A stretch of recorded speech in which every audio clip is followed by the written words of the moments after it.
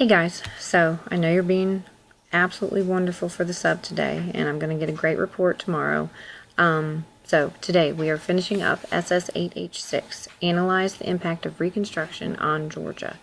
Yesterday we covered sharecropping and tenant farming. I just want to touch back on it because it can be confusing. Remember, out of the two, sharecroppers were in the worst shape.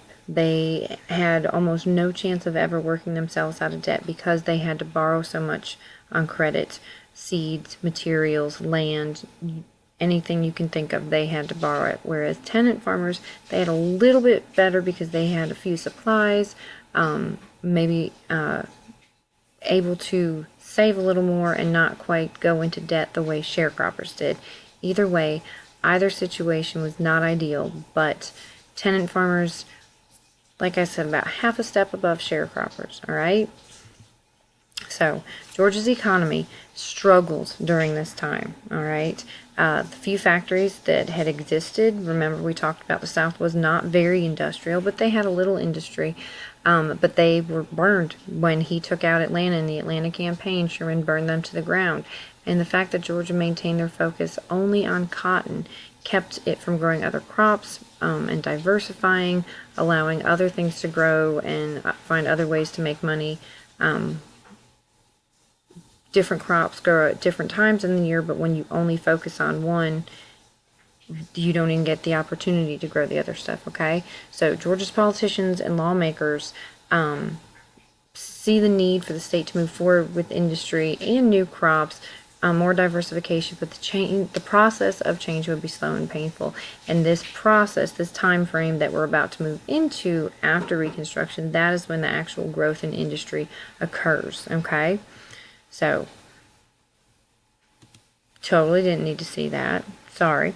But in conclusion, remember, 3 amendments passed during this time period of Reconstruction. 13, end slavery. 14, citizenship. And 15th, right to vote. Okay?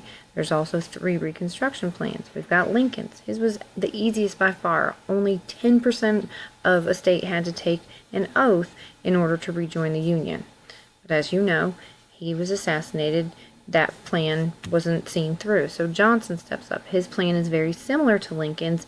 The only addition is he requires the southern states to ratify the 13th Amendment, which again abolishes slavery, okay?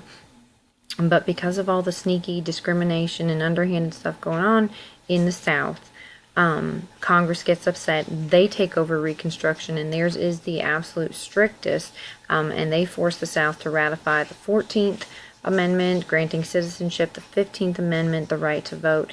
And remember, they also bring the military in and put the South under military control because of their refusal to originally ratify the 14th Amendment. While the Freedmen's Bureau is there working to help former slaves, remember we talked about education, housing, food, finding family members they'd been separated from. On the other side, we also have the Ku Klux Klan working to terrorize them and take away any newly given freedoms, keep them from voting, anything they could do to keep African American or black people from achieving equal rights. Okay, Georgia's economy suffers because of this. Remember, they're rebuilding physically, socially, economically.